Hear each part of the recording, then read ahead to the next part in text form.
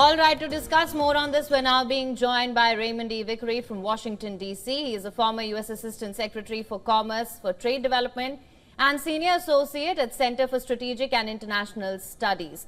Thank you so much for joining us on World DNA. Always a pleasure to have you. Let me get right into this. Of course, we've seen even in the run-up to this announcement that there were jitters in the market. Economists were nervous as well. Do you think these reciprocal tariffs that have now been unveiled will actually lead to the trade war and the trade meltdown that everyone has been dreading, in fact? Well, thanks very much for having me. It's always a pleasure to be on World is One Network. WION has a particular place to play in bringing the world together. Unfortunately, what President Trump has done today is exactly the opposite. After World War II, we put together international institutions all the way from the UN to the General Agreement on Tariffs and Trade, which later became the WTO, so that we would have a mechanism whereby the world would operate with consensus, would operate on a most favored nation basis to build peace and prosperity around the world. But what has happened today is taking an axe to the root of these international institutions. They're gone in favor of bilateral negotiations, which are suitable to President Trump's former profession of real estate, but not suited to building peace and prosperity in the world.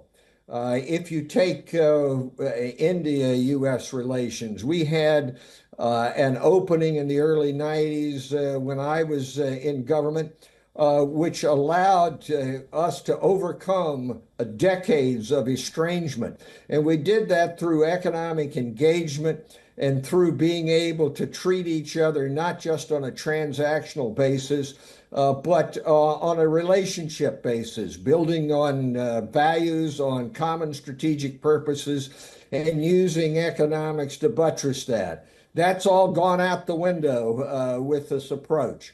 I think that the trade war is on in earnest. You heard our Secretary of the Treasury saying, well, you shouldn't retaliate. You should just stand still. Well, people are going to do that around the world. Already, there are those who think, listen, our sovereignty is being damaged by this.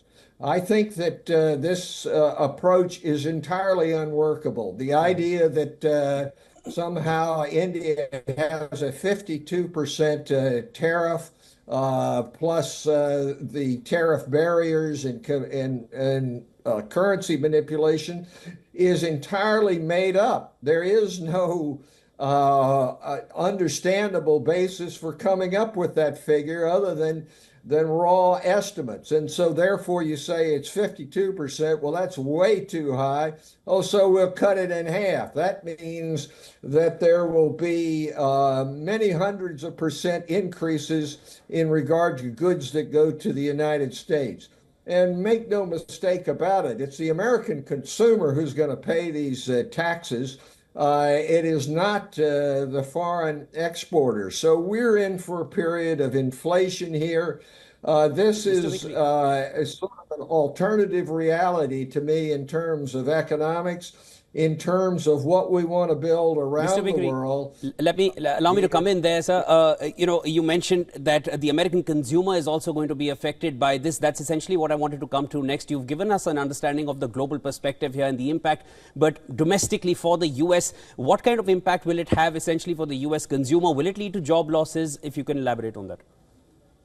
Well, I think it will. Of course, it is touted as this great job builder.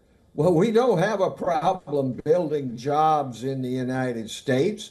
In fact, we're looking for workers and people are flocking from around the world to try to fill the needs which are here. But what is going to happen is you're trying to build a fortress America economically as well as in terms of security.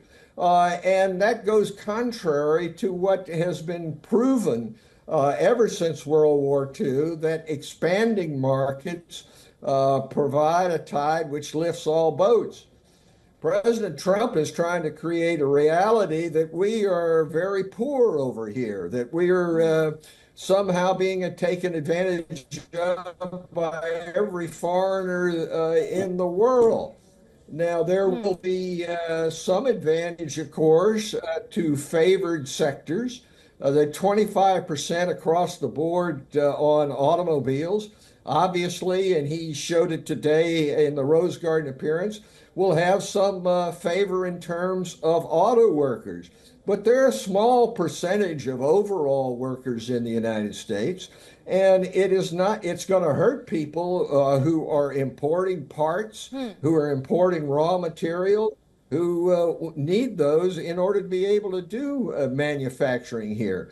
So yes, this is an alternative reality to me, and I don't think it works. I don't even think that he believes it works. I think what he thinks is that now people are going to come in, kiss the hem of his garment, and enter into a trade arrangement, India and others, which will be much more favorable to the United States. I doubt that's going to happen across the board. Mr. Vickery, now just coming back to a point that you'd made earlier as well, and this is something that we've been discussing as well. You said that, of course, that relations are made on shared values, and all of that seems to be out of the window. We also heard the US government said that let this sink in, do not retaliate right now, but as you mentioned, that isn't going to happen. Just on that note, I wanted to understand, what is your assessment of how emerging countries will cope with these tariffs? Because some of them face the highest reciprocal tariffs, of course. Well, I think it's going to be variation. Let's face it, Prime Minister Modi has been able to play Donald Trump and his ego very well. And so some will say, look, we'll flatter the man himself, and we'll keep our heads down. We'll do some things that'll enable him to claim victory, and therefore he won't bother us as much as he will people who want to be able to stand up and say, look, we're a sovereign nation. We have to make our own decisions. So it's going to be a variation, but make no mistake about it that the bottom line overall is that it is going to decrease international trade. It's going to decrease the access to markets and the allocation of goods and services. So I don't think that you're going to have a positive impact overall anywhere, but there will be those who try to keep out of the line of fire. That was Raymond Vickery joining us from Washington, D.C. Always a pleasure speaking with you, Mr. Vickery. Thank you so much for joining us. Always a pleasure with you. Thanks so much. All right. The early reactions to U.S. President Donald Trump's sweeping tariffs suggest an escalation in trade wars and global trade disruptions. Listen to what the general masses from U.S. have to say on this. It'll be affected big. You see it in the market. You see the groceries are going up. The farmers are catching it. He come and flip the whole system around. I mean, I think everybody's already seen the effect of tariff, especially like if you have any money in the stock market, you've lost some money. I think everybody's anticipating prices going up, and it's kind of the last thing we need right now because we're already dealing with inflation, and if the economy slows down and we're dealing with inflation, it's like that's going to be it's going to be a mess, man. Yeah, I mean, every day you go to the store, things are more expensive, and not just food, but things when you look across the board, childcare, summer camps, it's just one thing after another where the prices are constantly going up. And what makes it most interesting to me, I didn't vote for him, but he ran on the platform of lowering prices, and I feel like we, as people who weren't in favor of his platform and what they were running for, watched other people get duped, and now we're all paying the price for it. And it's like, are we going to have 4 years of just prices continuing to go up? I mean, I think everybody's already seen the effect of tariff, especially like if you have any money in the stock market, you've lost some money. I think everybody's anticipating prices going up, and it's kind of the last thing we need right now because we're already dealing with inflation, and if the economy slows down and we're dealing with inflation, it's like that's going to be it's going to be a mess, man.